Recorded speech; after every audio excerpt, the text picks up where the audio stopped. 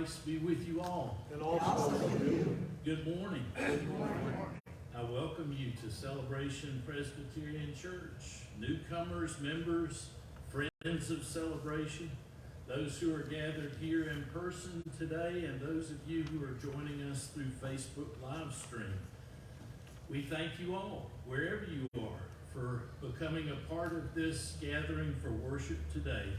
If you're here in person, if you'll find the friendship pad on your row of chairs and sign it, we'd appreciate that. And if you have joys or concerns, prayer matters to share, if you'll put your name on the front of a prayer card and write out the joy or concern legibly, we'll gladly share it later in worship. Also, for those of you who are watching on Facebook Live, if you'll check in and let us know you're with us, you can hit the like button or the love button, or you can make a comment. We are always glad to know that you are with us. And in general, to those who are viewing and those in person, if you need a community to belong to, if you're thirsty for the word of life and want to live as a disciple of Jesus, then we invite you to join us in his ministry and mission. Friends, we want you to know you are welcome here, you are needed here, and we are glad you are with us at Celebration Presbyterian Church.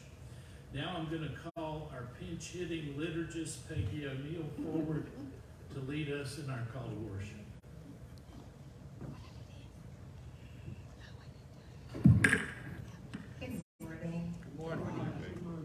Please join me in our responsive call to worship. Our faith draws us together this morning. Let us trust him now to open our ears and our hearts. We have heard of God's miracles in other times. Our ancestors have kept the story alive for us. Give ear, all people, to God's word from today. We long for faith that makes sense today. We want to keep the story alive for new generations. God's revelation is for all people, near and far. God is waiting to communicate with you and me. Let us worship God in spirit and truth. Please bow your heads for the opening prayer. God, we thank you for your faithfulness in our lives. It is because of your loving kindness, care, and protection that we are here. Thank you for gathering us here today for worship. We call unto you to guide this service.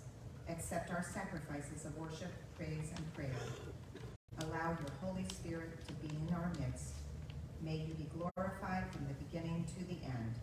Please give us your peace so that we may be able to listen to you. We pray this in the name of our holy and triune God. Amen. Amen. Now please stand as you are able to join us in our opening hymn, 307, God of Grace and God of Glory.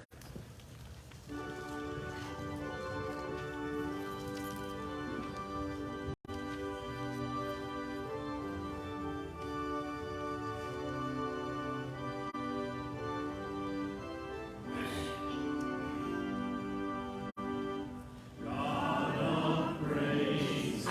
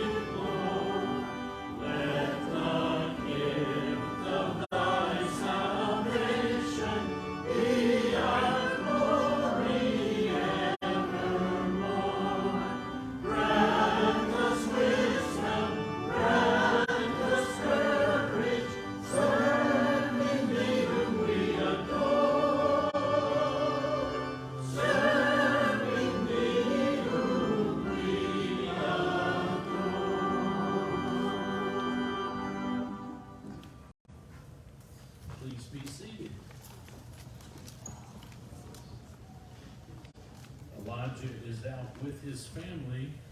They had some COVID through the week, and I think everybody's improving and testing clear now, but they're erring on the side of caution. So, announcements. We're encouraging you, if you haven't already, to save the dates for our 20th anniversary celebration weekend. It's going to be October 15 and 16.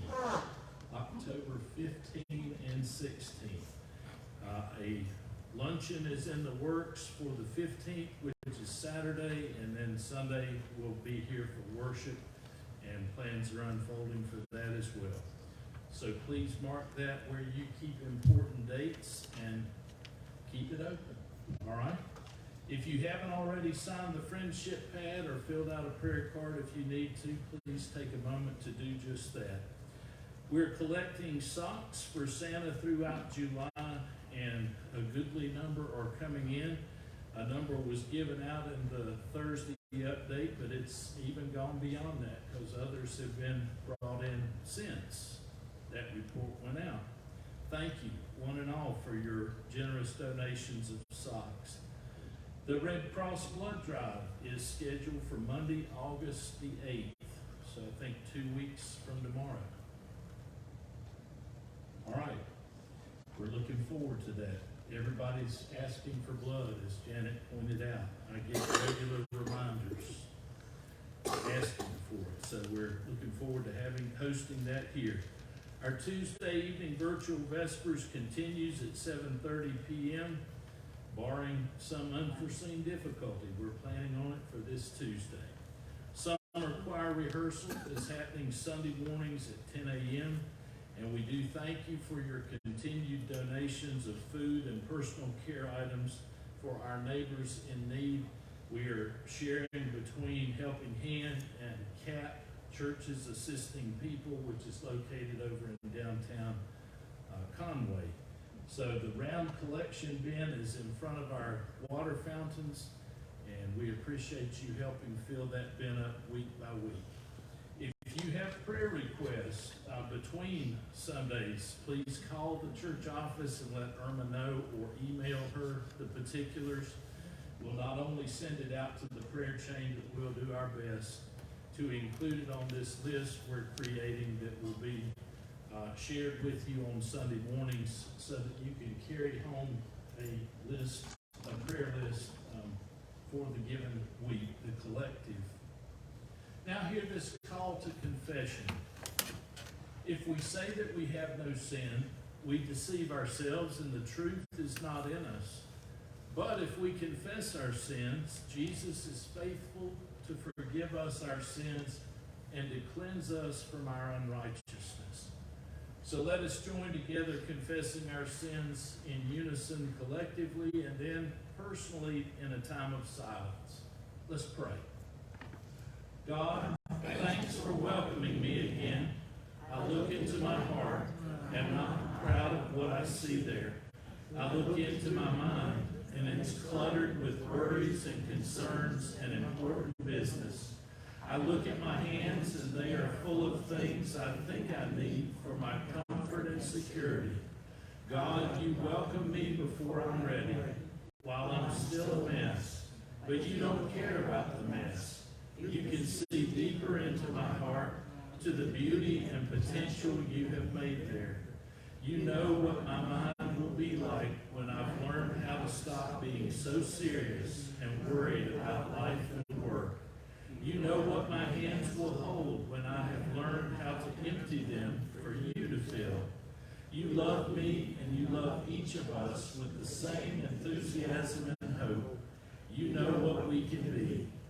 Help us to empty our hearts and minds and hands of all that is unnecessary, and teach us how to care for and welcome one another every day with the same affection and generosity with which you welcome us. Amen.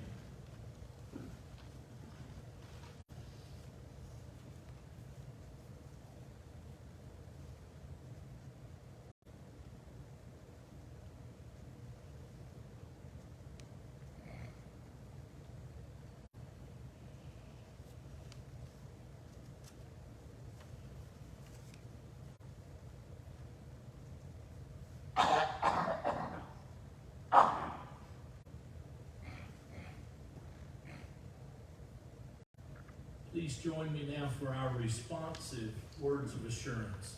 Friends, do not be afraid to share your confession. God knows us and loves us fully and forgives us completely. Hear the good news and believe it. In Jesus Christ, we are forgiven. How good of God, and thanks be to God. Now let's affirm our faith as we share together the historic Apostles' Creed. I believe in God, the Father Almighty, maker of heaven and earth, and in Jesus Christ, his only Son, our Lord, who was conceived by the Holy Ghost, born of the Virgin Mary, suffered under Pontius Pilate, was crucified, dead, and buried. He descended into hell. The third day he arose again from the dead. He ascended into heaven and sitteth on the right hand of God the Father Almighty. From thence he shall come to judge the quick and the dead. I believe in the Holy Ghost, the Holy Catholic Church, the communion of saints, the forgiveness of sins, the resurrection of the body, and the life everlasting. Amen. Now, friends, if you have prayer cards to share, if you will complete them and hold them up, our ushers will gather them and deliver them to me as we sing together. Remain seated. We'll sing verses 1, 2, and 3 of hymn number 793, O Christ the Healer.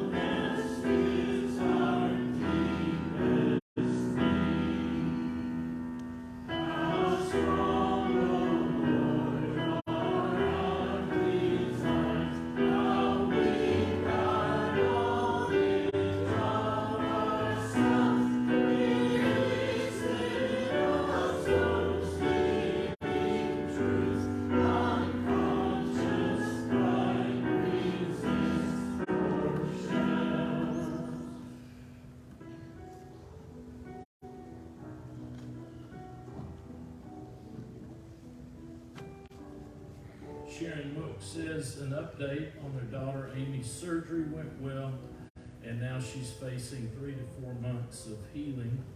Also an update on her father. Dad had an orthopedic appointment.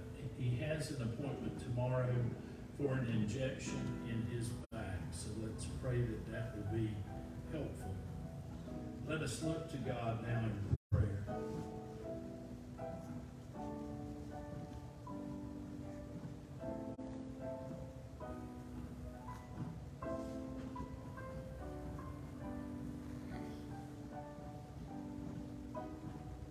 Within everything else we do today, Lord Jesus, give us the courage to carve out the time and space we need to honor you and listen to your voice. Calm us down and give us peace. Free our spirits. Clear our minds. Let us take a spiritual breath of fresh air from every moment spent with you.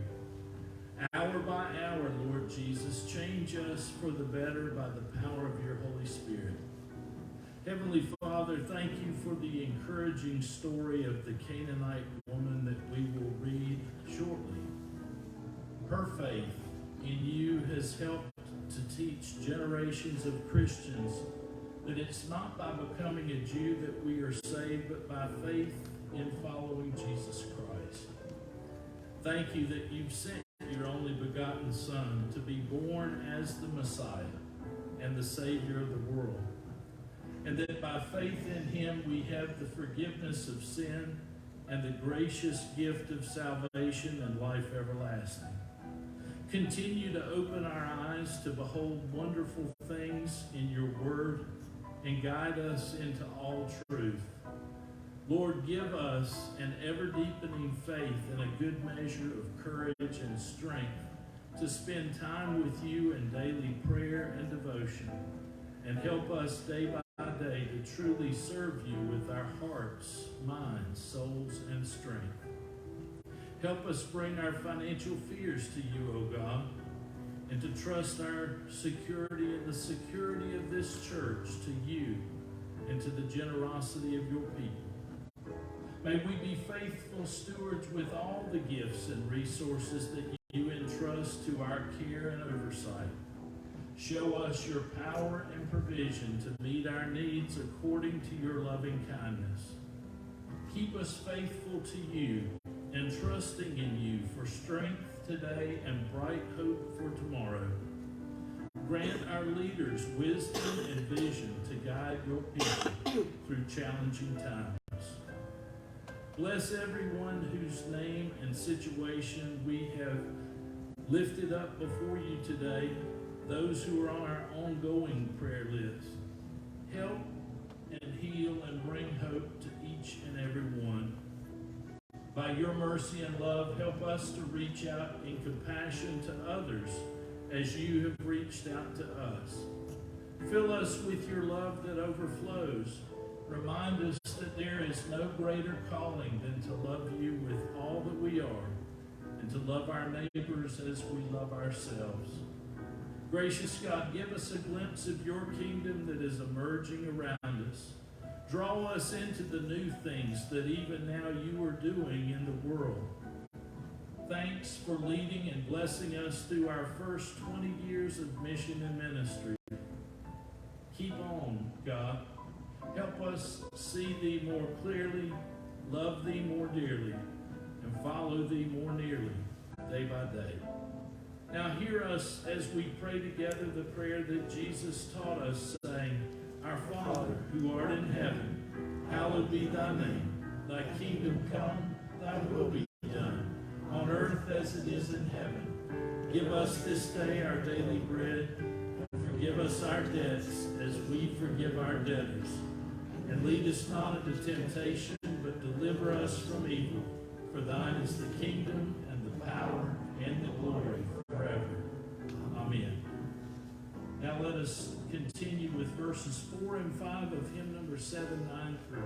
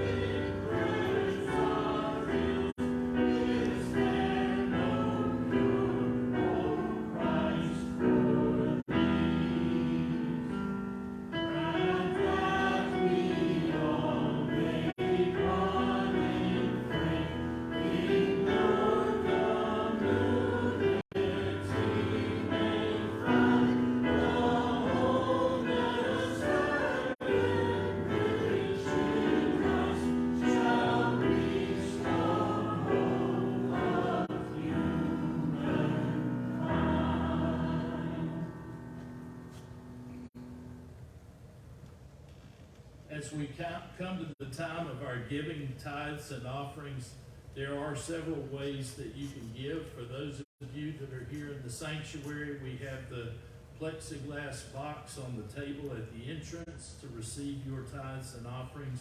For those of you at home, you may drop a check by the church office Monday through Thursday, 9 to 2. You may mail your check to the church. You may send it through your online banking. Or you may go through our church website and use the Donate Now or the recurring payment options that you'll find easily accessed through our website. Now hear this invitation to the offering.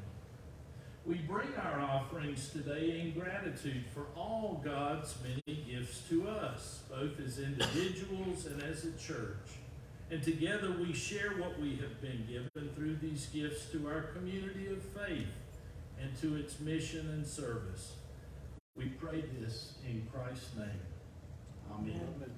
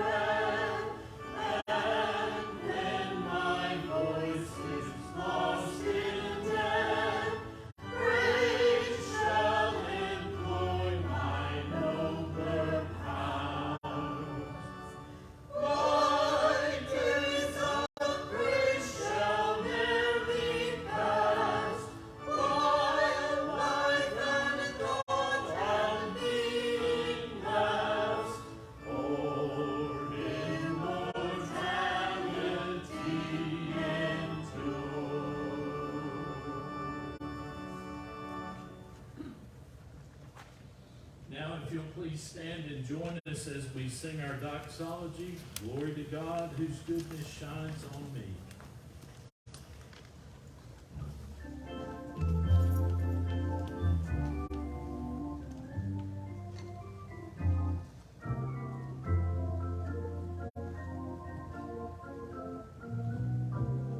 Glory to God, whose goodness shines on me, and to the Son, whose grace has pardoned me, and to the Spirit, whose love has set me free, as it was in the beginning, is now, and never shall be.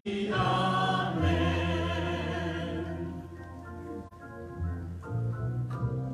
World without end, without end, amen. World without end, without end.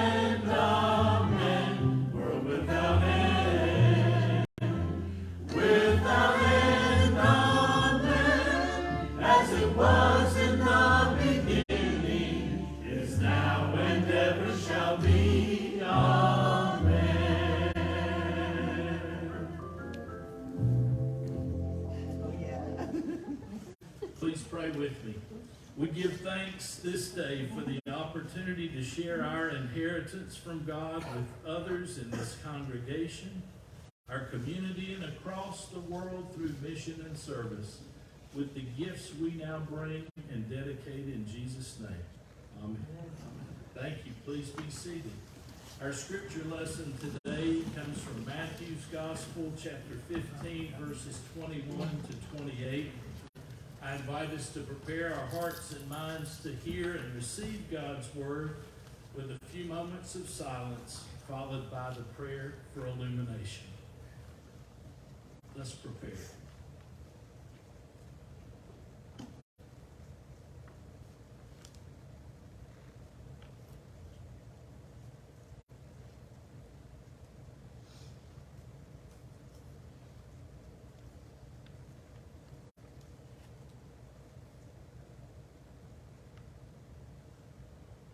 Living God, help us to hear your holy word, that we may truly understand, and that understanding we may believe, and believing we may follow in all faithfulness and obedience through Christ our Lord.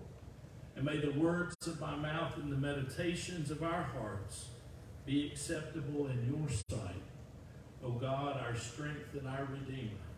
Amen. Listen, hear the word of God as it comes to us from Matthew's Gospel, chapter 15, verses 21 to 28.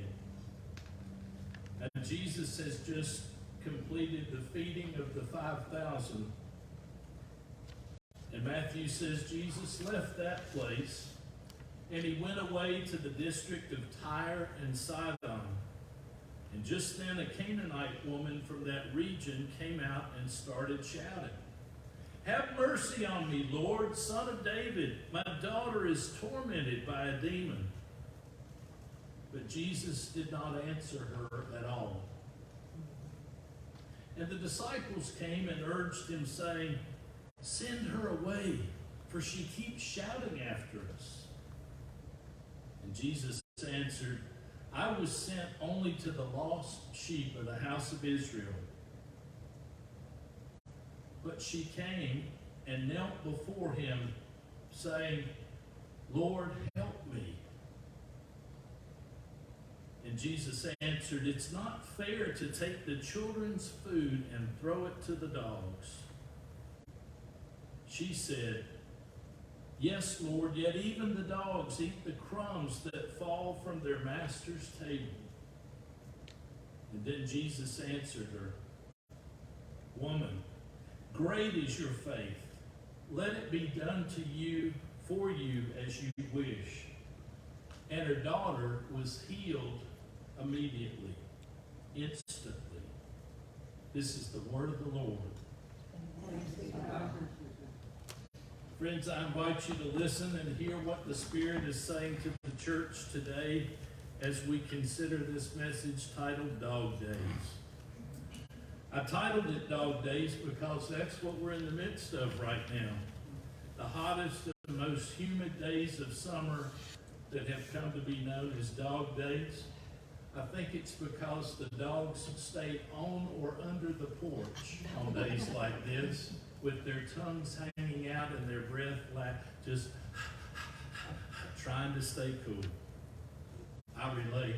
They say if you can't run with the big dogs, stay on the porch, right? But there's more to the theme, and I hope you'll see that soon and make the connections.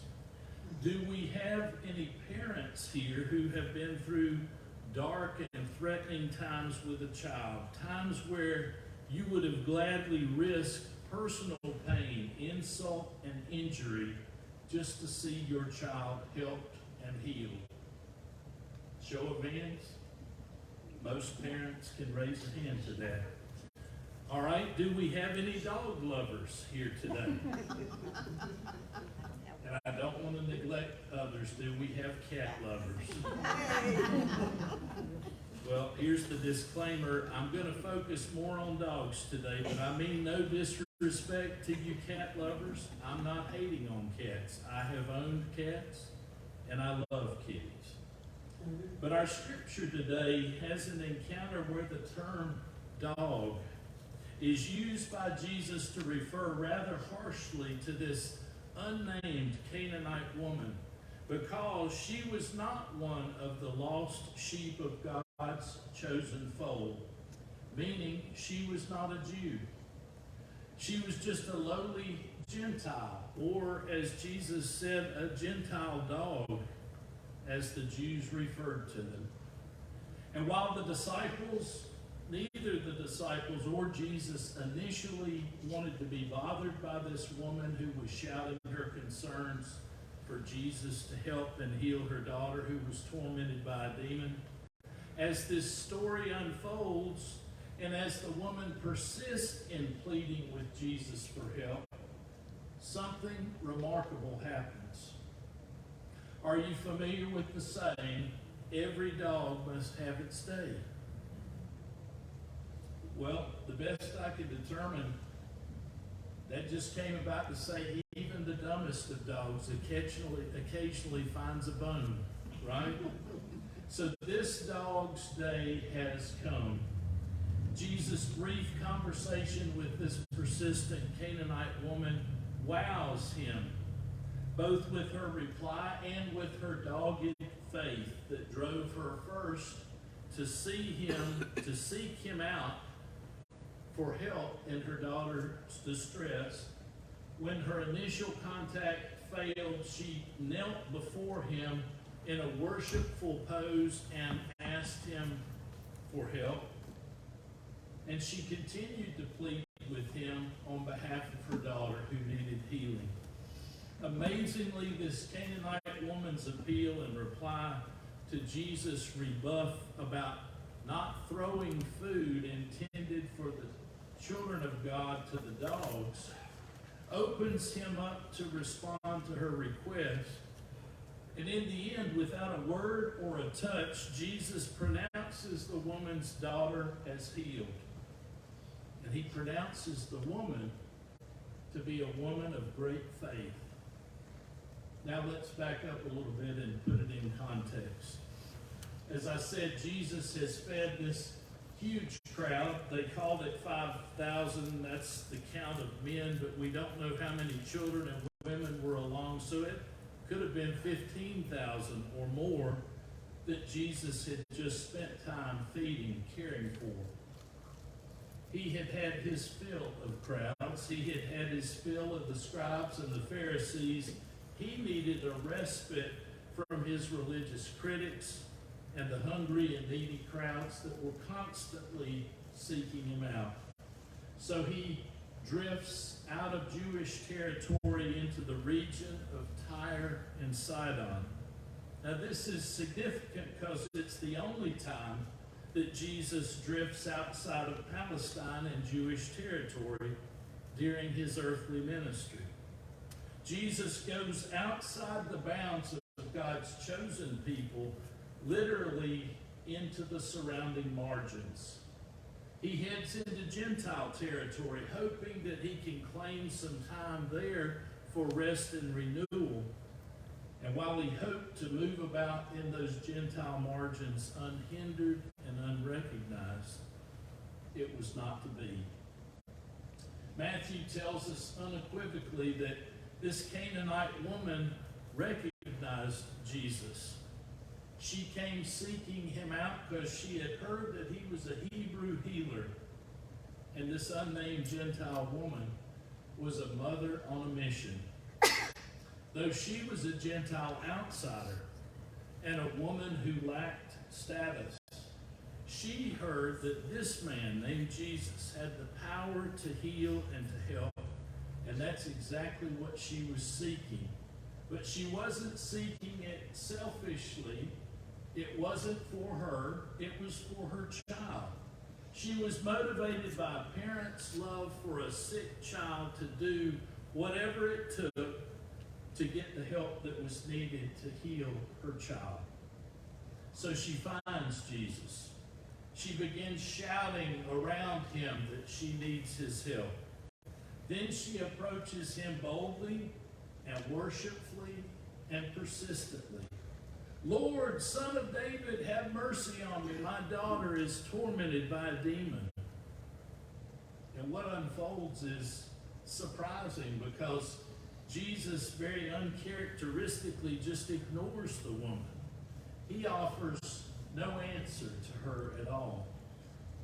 Now, I don't know about you, but it seems like it's out of character for Jesus. She is loud and persistent, and the disciples want her gone, and they want Jesus to be the one to send her away. Well, several cultural things worth noting. This unnamed Canaanite woman was not just an outsider because she was a Gentile. She was a double outsider because she was a woman. A woman considered to have no rights, considered the property of her husband. And by the way, it begs the question, where is the father? Why is mom the one that's out looking for help for their child that is sick and in need of assistance? We don't know the answer. We do know she had no social standing, yet it doesn't stop her. She's a Canaanite, meaning somebody that the Jews despised. They considered them dirty Gentiles or Gentile dogs. She has no voice in her culture, and yet as a mother of a sick, possessed child, she's willing to disregard all the social standards for the sake of getting help and the healing that her daughter desperately needs. She seems fearless. She's come with her tireless efforts to get the help that she's looking for, and she's not going to take no for an answer. But Jesus, rather coldly and dismissively, says, I was sent only for the lost sheep of Israel, as if to say, you and your daughter are of no concern of mine. It's not my problem. But you know, a mother seeking help and healing for a sick child is truly a force to be reckoned with, both then and now. This mom was not giving up, and she was not losing hope. So her second approach is to drop to her knees and to simply look up in the face of Jesus and say, Lord, help me. And again, there's pushback from Jesus. He says it's not right to take the children's bread and toss it to their dogs, using that slang again for a Gentile dog. But once again, this mom who's on a mission for her sick child is not to be dissuaded. With her quick wit and wisdom, she responds to Jesus with words that seem totally unexpected, unnerving, even challenging to Jesus. She says boldly, yes, Lord, but even the dogs eat the scraps that fall from the master's table. This is a mic drop moment, to put it in our modern vernacular.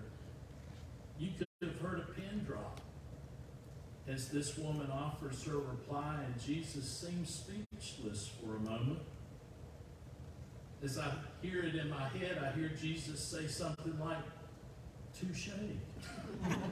This mom has made a valid point, and it alters Jesus' reasoning and his reaction. This is one of the rare gospel moments where Jesus pivots. He's moved by this mom's character and her faith and her persistence in asking for help for her daughter, to the point where he has a change of heart. That's one of the reasons why I love this story so much. Jesus' initial harshness towards this outsider yields and reveals an opening of his heart, a broadening of his mission to the margins, which takes us in as well. For all of us, most of us, are born out of that Gentile lineage, meaning we too were outsiders, just Gentile dogs, deemed unclean and unworthy of God's grace and mercy by the scribes and the Pharisees. In fact, Jesus is so deeply moved by this mother's faith that without a word, without a touch, without even laying eyes on this daughter, he heals her. And he elevates this woman with dogged faith as an example to his disciples. Friends, I'd say the truth is that we're all Gentile dogs who are unworthy of God's grace, and yet, in Jesus Christ, God has extended love and grace and mercy to us all. Now for some application. Moving from preaching to meddling, if you will. This is the so what of this sermon. So I wonder, in light of such good news, do we Christ followers allow barriers and walls of age-old prejudice and bias to stand in the way of grace and mercy and love, being shared with all the marginalized people around us today? I can imagine a modern-day scene of a mother at the Mexico border pleading for her child to be set free from cages that divide families and deny access to freedom and safety. I can hear a black mother pleading for justice for her son who was chased down and shot dead during his morning run. I hear an uninsured mother pleading for help in the healing of her child whose health condition is deteriorating before her very eyes, while the medical community flounders to find an accurate diagnosis and treatment, much less the financial resources to help her. So are we, Jesus people, standing in solidarity with those who are living in the margins today? Are we raising our voices to help those with little voice in our culture who are neglected and needy? Are we helping them access the help and services that they need? This unnamed Canaanite woman stands as a witness that Jesus very much is a dog lover. He's the master willing to share food from his table, even with dogs like us. An outtake for us is that the dogs of society who are vulnerable, at risk, and marginalized in our community are our neighbors.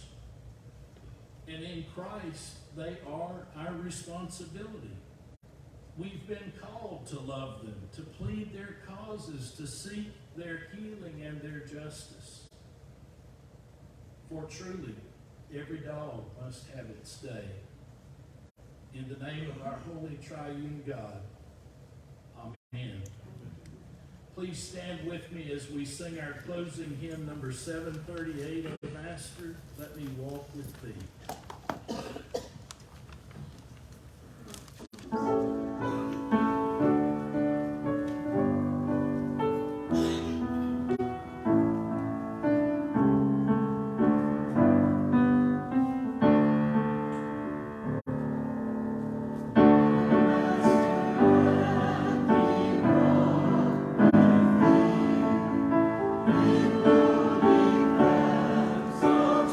Service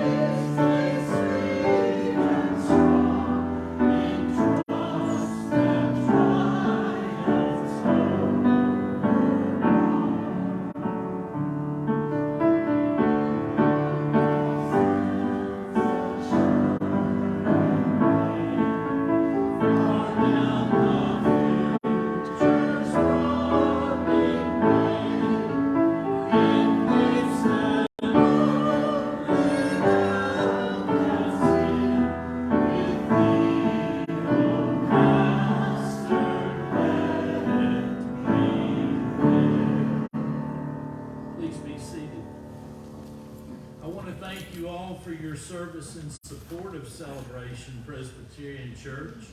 First of all, by showing up, whether through Facebook live stream or here in person. Your presence matters. Your participation matters as well.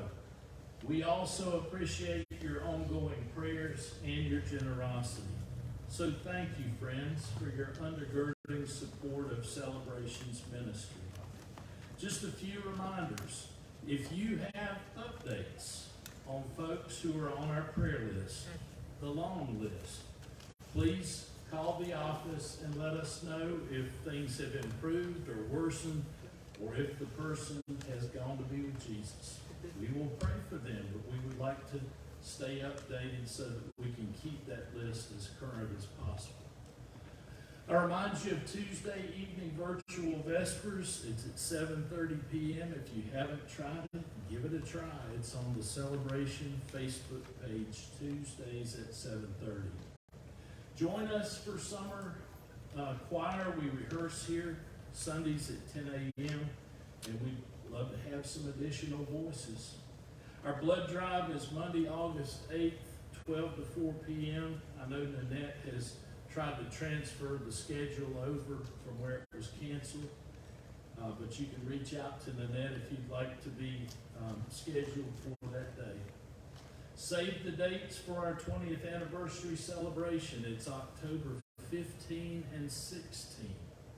And I invite you to join us for worship next week and to invite a friend to join us as well, either in person or through Facebook live stream. And now, I have a treat for you.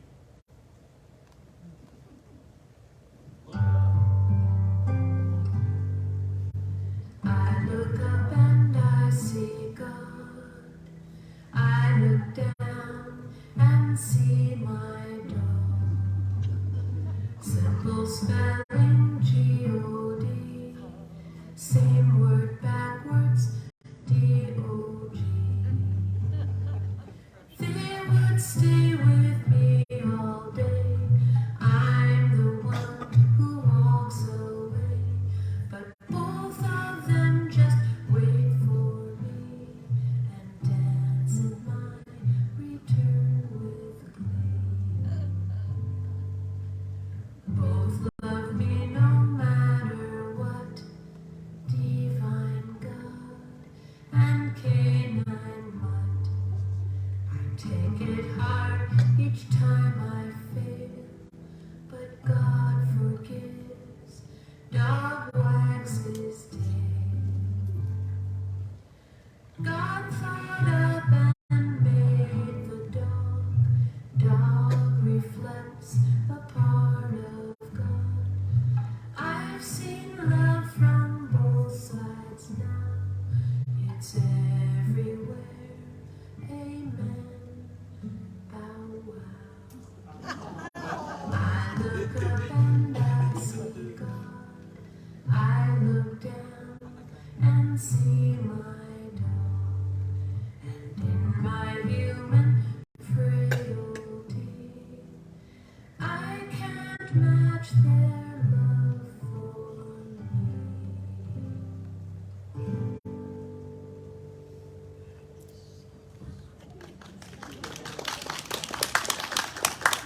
Now, friends, hear this charge. In a world where the daily news bombards us with the acts of violence and horrific hatred, you and I have the ability to flip the script, to change the world through dogged faith in Jesus Christ. Faith demonstrated in love that will not rest until injustices cease and healing is shared and violence in our streets and homes and schools is stopped. Friends, we Jesus people have some work to do in these dog days that are before us. Now go forth into the world with compassion and justice in your heart. Give voice to the silent. Give strength to the weak. Hear one another. See one another. Care for one another. And love one another. It's all that easy. And it's all that hard. And now may the grace of our Lord Jesus Christ and the love of God and the powerful presence of the Holy Spirit be with us all, both now and forevermore. And all God's people say, Amen.